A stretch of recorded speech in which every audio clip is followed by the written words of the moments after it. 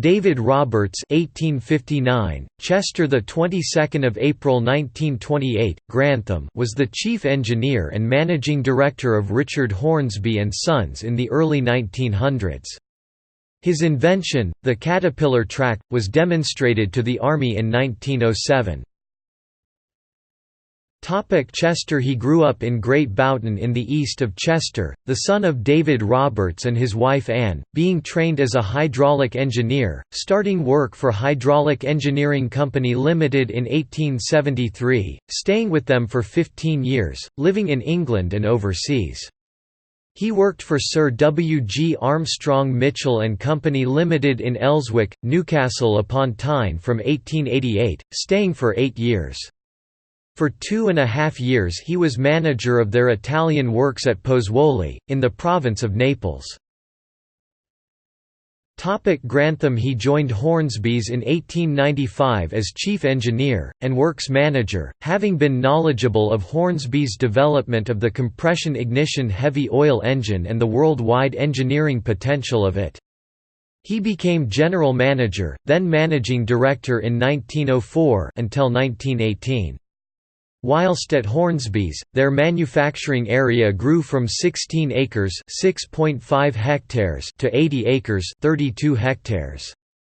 From 1918 to 20, he was joint managing director of Ruston and Hornsby Limited, retiring in 1920.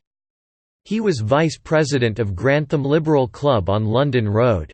At Hornsby's, his inventions included improvements to the water tube boiler.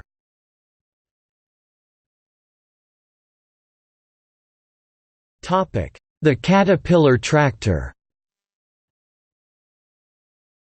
In 1903, the War Office offered a prize of £1,000 to produce a tractor that could haul a load of 25 tons for 40 miles (64 kilometers) without stopping for fuel or water. Hornsby's entered an 80 horsepower, 60 kilowatts, 12-ton tractor, which was the only entrant to complete the 40 miles, 64 kilometers, subsequently running on to 58 miles, 93 kilometers before running out of fuel. Roberts, from this experience of the War Office competition, had the vision to design a vehicle for the British Army which would be able to traverse unstable ground. Vehicles such as Hornsby's 12-ton tractor would quickly be hindered by waterlogged surfaces with wheels sinking in mud. On 23 July 1904, his patent No. 16345 obviated this problem, with a vehicle where two pitched chains of links and pins with cross bars and blocks of metal and wood to make contact with the ground are passed around the front and rear sprocket wheels, one on each side of the vehicle, and form a track. The weight of the vehicle body and engine is taken by side brackets provided with curved pathways or bearing surfaces resting on rollers which, in turn, are supported on the chains, or on rollers of large diameter revolving on fixed pins. With this arrangement, when the vehicle is running, the body is, so to say, rolled forward on the chains.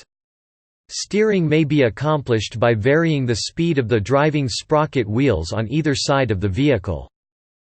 He submitted 4 other patents in later years, including number 16436 on 14 July 1909, which involved improvements in and connected with the driving axles of chain-track tractors and locomotives. In 1905, a Hornsby 20 HP 17-ton tractor was fitted with a chain track.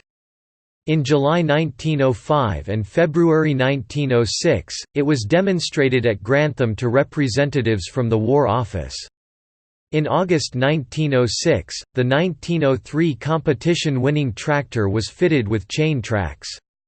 On testing this vehicle in July 1907, the word caterpillar was first used to describe the machine by British soldiers. In May 1908, this vehicle was demonstrated to King Edward VII and the Prince of Wales at Aldershot, who were introduced to David Roberts. Hornsby's bought a 40 horsepower 30 kilowatts Rochet Schneider car, powered by a petrol engine in 1906. It was fitted with a chain track and was trialled by the Army in November 1907 in Aldershot. The 4-ton vehicle achieved speeds of 15 miles per hour, 24 kilometers per hour over difficult terrain. Hornsby's, in a rare moment of marketing savoir-faire, commissioned a film of this vehicle to promote the virtues of the Caterpillar track, which was to be shown at Provincial and London cinemas in the summer of 1908. The film was first shown at the Empire Theatre of Varieties in Leicester Square on 27 April 1908, on a device then known as a bioscope. It was often of more interest than the actual film being shown, and is apparently the first film made for commercial purposes. Roberts was looking at increasing the speed of tracked vehicles. Hornsby's bought a 75 horsepower 56 kilowatts Mercedes car and fitted it with chained tracks with wooden wheels to test a desert environment. Tests with this vehicle on Skegness Beach in 1908–09 achieved speeds of 25 miles per hour, 40 kilometers per hour. Such speeds with a Caterpillar tracked vehicle would not be surpassed until World War II. In 1910, Hornsby's sold 4 Caterpillar tractors to the War Office—driving the first from Grantham to Aldershot. The tractors were used for towing artillery. Unfortunately, the officers in the Royal Artillery were not enamoured with the vehicle, finding it noisy and slow. One officer wrote, "The team of 8 horses in my opinion is far superior under every condition."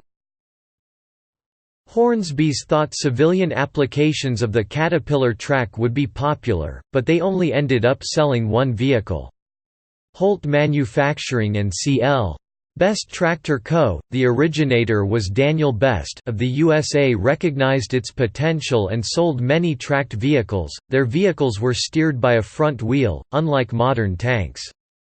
Hornsby's, with no incentives from military orders, did not see the same glowing future for the type of vehicle.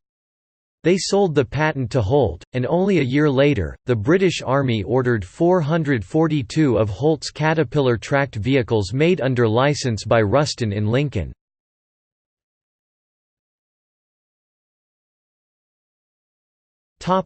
Family. He married Elizabeth Gertrude Anderson, born 1860 in Kingston upon Hull, in 1885, daughter of banker in Hull. They had 4 sons and a daughter: David, born c. 1887; William, born c. 1888, known as Willie, both born in Chester; Marion, born c. 1890 in Pozzuoli, Italy; Kenneth, born 1891 in Gosforth, became managing director of the James Coulthard's Agricultural Engineering Company in Grantham; and Cyril, born c. 1893 in Newcastle.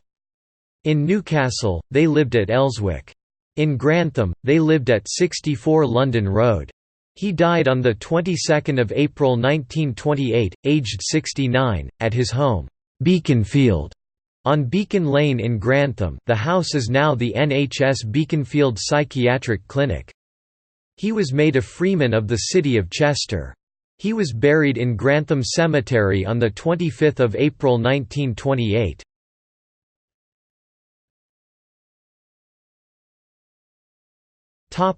See also: Tanks in World War I.